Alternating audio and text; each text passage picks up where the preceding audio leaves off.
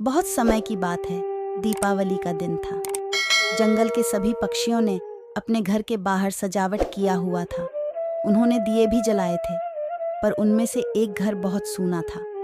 ना उसमें दिए जले हुए थे और ना ही उसमें कोई सजावट की हुई थी।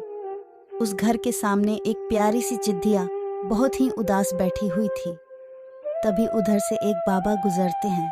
बेटा, क्या तुम मुझे एक गिलास पानी पिला सकती हो? मुझे बहुत प्यास लगी है। मैं बहुत दूर से चलकर आ रहा हूँ, बहुत प्यासा हूँ। जी बाबा, मैं अभी लेकर आई। उस प्यारी चिट्ठिया का नाम टुनटुनी था। टुनटुनी चिट्ठिया घर के अंदर जाती है।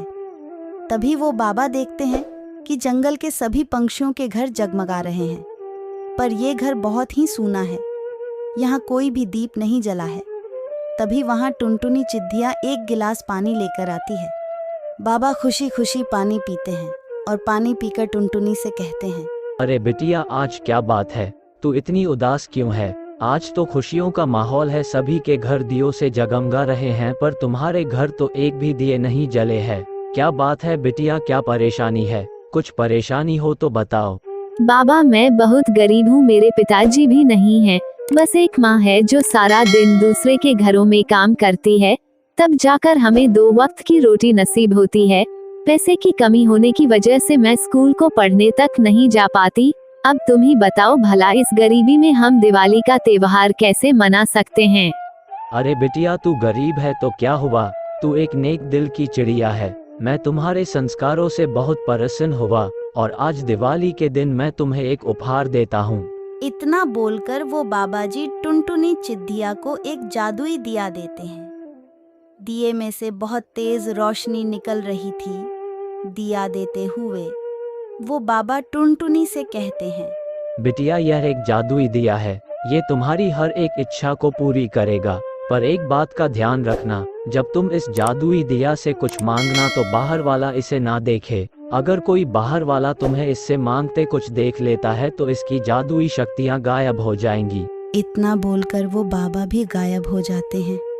टुनटुनी चिट्ठिया का तो खुशी का ठिकाना ही नहीं रहता। वह उस दिया को लेकर अपनी माँ के पास जाती है और बाबा की कही हुई सारी बातें बताती है। रानो चिट्ठिया भी बहुत खुश होती हैं और मन ही मन उस साधु बाबा को धन्यवाद देती है। दीपक दीपक, जादू दिखाओ और मेरा घर रोशनी से भर दो। टुनटुनी चिट्ठिया के इतना कहते ही उसका घर रोशनी से जगमगा उठता है। टुनटुनी चिट्ठिया और रानो चिट्ठिया बहुत खुश होते हैं। उसके बाद टुनटुनी दिया से कहती है, दीपक दीपक, जादुई दीपक, मुझे बहुत भूख लगी है, क्या तुम मुझे अच्छा भोजन खिला सकते हो? और वह दिया टुनटुनी की वो इच्छा भी पूरी कर देता है। उसके बाद टुनटुनी उस दिए से कहती है, दीपक दीपक, जादुई दीपक, मेरी माँ के लिए एक अच्छी सी सिलाई मशीन ला दो, जिसके बाद मेरी माँ को दूसरों के घरों में काम ना करना पड़े। वो जादुई दीपक टुनटुनी की ये इच्छा भी पूरी कर देता है। ये देखकर रानो चिट्ठिया बहुत खुश होती है। बिटिया, दीपक का इस्तेमाल इसी तरह दूसरों की मदद के लिए करना। देखते ही देखते अब रानो चिट्ठिया की हालत में सुधार होने लगता है और टुनटुनी चिट्ठिया भी अब पढ़ने के लिए स्कूल जाया करती है। टुनटुनी अब गरीब पंछियों की मदद किया करती और भूखे पंछियों को खाना खिलाया करती। इसी तरह कुछ दिन बीत जाते हैं। एक दिन टुनटुनी चिट्ठिया की सहेली पिंकी चिट्ठिया टुनटुनी के घर आती है। अरे टुनटुनी, ये दिया तुझे कहाँ से मिला? इसकी रोशनी तो बहुत तेज है। पिंकी, ये कोई मामूली दिया नहीं है, ये एक जादुई दिया है। इससे तुम जो भी मांगोगी वो तुम्हें मिल जाएगा। जादुई दिया? ऐसा कुछ नहीं होता। तुम मुझे बेवकूफ नहीं बना सकती। रुको, तुम्हें मुझ पर भरोसा नहीं, अभी मैं तुम्हें इससे कुछ मांग कर दिखाती हूँ। दीपक दीपक, जादुई दीपक, मुझे बहुत सारे लड्डू खाने के लिए चाहिए। टुनटुनी के इतना बोलते ही अचानक दिए की रोशनी गायब हो जाती है और ये देखकर पिंकी चिट्ठिया जोर जोर से हंसने लगती है और हंसकर वहाँ से चली जाती है और टुनटुनी चिट्ठिया जोर जोर से रोने लगती है। टुनटुनी का रोना सुन उसकी माँ रानो चिट्ठिया उसके पास आती है। तब टुनटुनी चिट्ठिया रोते रोते सारी बातें अपनी माँ से बताती है। टुनटुनी की बातें सुन रानू को महात्मा की कई सारी बातें याद आ जाती हैं। अरे टुनटुनी, बिटिया तुझे बाबा ने मना किया था ना कि किसी के सामने भी इस दिए का उपयोग मत करना। फिर तुमने ऐसा क्यों किया?